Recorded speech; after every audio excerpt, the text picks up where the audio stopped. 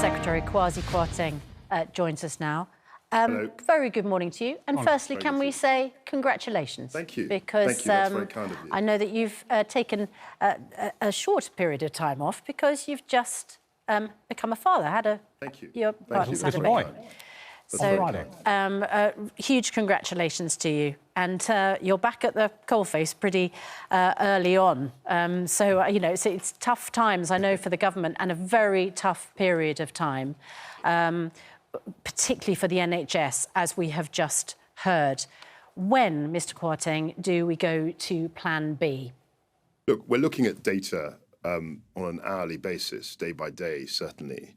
And ministers are looking at the data, experts, scientists, doctors, and we feel at the moment that the plan is working. What we have to do, as your report, I think as Matthew Taylor said, is increase take-up of the booster jab. And I would urge people watching the programme to do that. It's open to everyone. It's accessible to everyone over 50 and also vulnerable people as well. We also want to get more of our kids getting second vaccinations as well. But I think, given where we are, you know, we're monitoring the situation. We've got no plans as yet to go to the Plan B as Mr. been Kwarteng, suggested. can I just ask a question? Do you know who the vaccines minister is right now? I think it's Maggie Throop. Yes, Right. That's right. Yes, I think. And I think the words I think I was are being key. 'Cause- tentative, but I'm pretty sure it's her. Well, we had to look up who the vaccines minister is, although, with due respect to Maggie Throop, she has written in the Daily Express today. Nadeem Zahawi, when he was vaccines minister, was on our airwaves all the time, very high profile. And it feels like with the first and second vaccinations, there was a big publicity drive. There were vaccine volunteers and the take-up was very swift. You talk about the booster take-up and urge people to go and get it. We can't go and get it. You have to wait until you're invited to get your booster vaccination. I'm just concerned about this message that you're sending to people, that they should go and get their vaccination, when actually that's not how this is working. And that might be some of the reason why it's going slowly.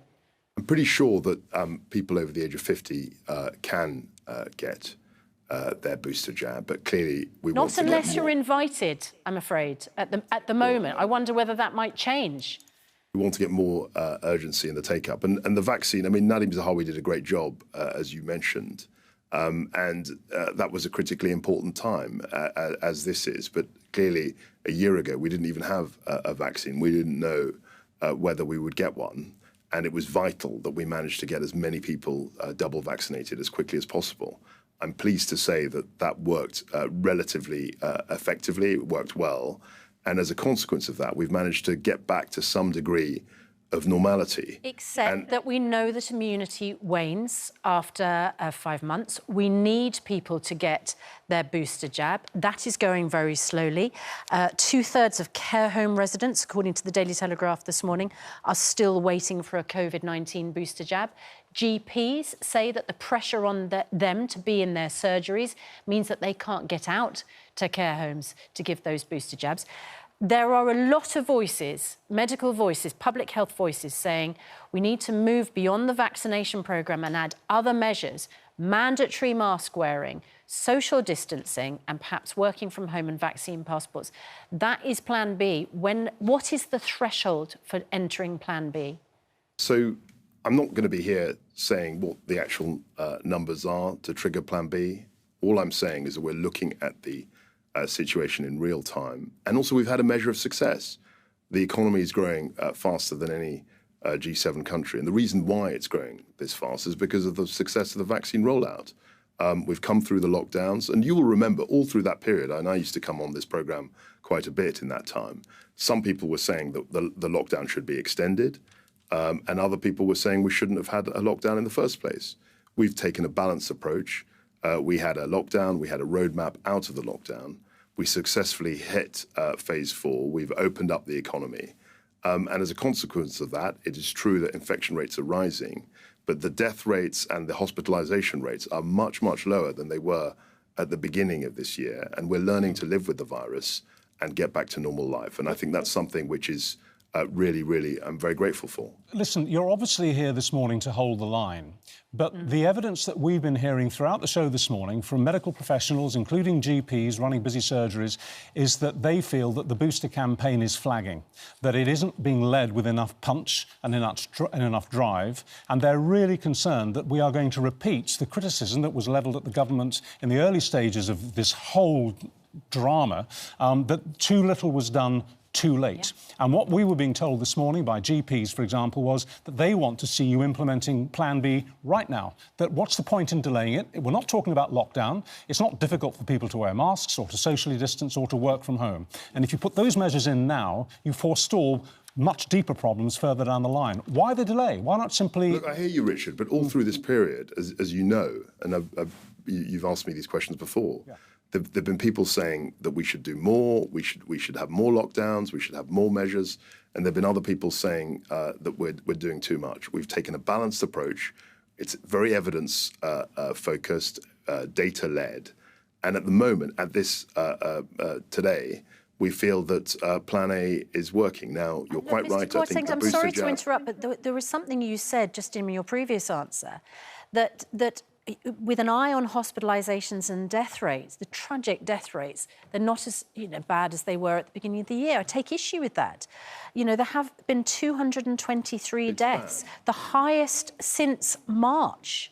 So the single biggest day was well over 1,500, and it was a critical moment. Now, every death is one death too many. I completely understand that, but we have to learn to live with the virus. But we can't simply live. We're not on the decline. The numbers are ticking up. This is the concern. And what people don't want to see is another lockdown. Would you rule out completely another lockdown? There won't. I don't think there'll be another lockdown. You don't think, or you rule it out? I rule it out. You rule it out completely. Right. Okay. All right, listen, before we finish with you, these very disturbing scenes yesterday on the streets of Westminster with Michael Gove going about his business, basically going from one appointment to the next and suddenly being surrounded by protesters. These were anti-lockdown protesters who were really in his face. After the terrible events in Southend last Friday, were you shocked to see something like this happening so soon after what happened? I was very surprised to see that. And of course, David Amos was a friend of mine, very good person, very well regarded. And I was deeply shocked at what happened on Friday. But I was also surprised, frankly, as you say, to see Michael being assailed, if you like, by those protesters. I think it is quite frightening. I suppose what it demonstrates is that you can bring in all the security measures you want, really, for MP surgeries. You can have metal detectors, you can, if you like, have armed police standing behind the MP, you can put them behind a screen. But that's only one part of their day. And that once they've left the surgery and during the rest of the week when they're, as Michael Gove was doing yesterday, going about their business. Now, he's a minister, so he has close protection. But most MPs simply don't have that. We do have a problem, don't we, with this ready accessibility to our MPs as they go about their lives? Look, it's been a very British way, actually, for ministers and MPs to be very accessible. I remember before I was an MP, I'd be on the underground and see MPs, sometimes even ministers, on the tube. And we do have a very accessible culture. It's a shame that, given modern recent developments, that we've had to have more protection. I mean, I remember a time when you could just walk into the House of Commons pretty much without any form of security check. We've changed as a society. It's become more dangerous. But I think the link with the constituents, with our voters, our electorate, is really important, and I wouldn't want to see that in any way diminished or us as MPs, as politicians, sort of put in a glass cage, separated from voters. OK, we'll let you go. Regarding your little boy, do you have a name for him yet? No, it's a girl. It's a little girl. A little girl. I'm so sorry. That's right. And what name do you have? She's called Ida. Lovely, lovely. Well, congratulations on that again. Thank you so much. Thank you, Richard. Thank you. Thank you.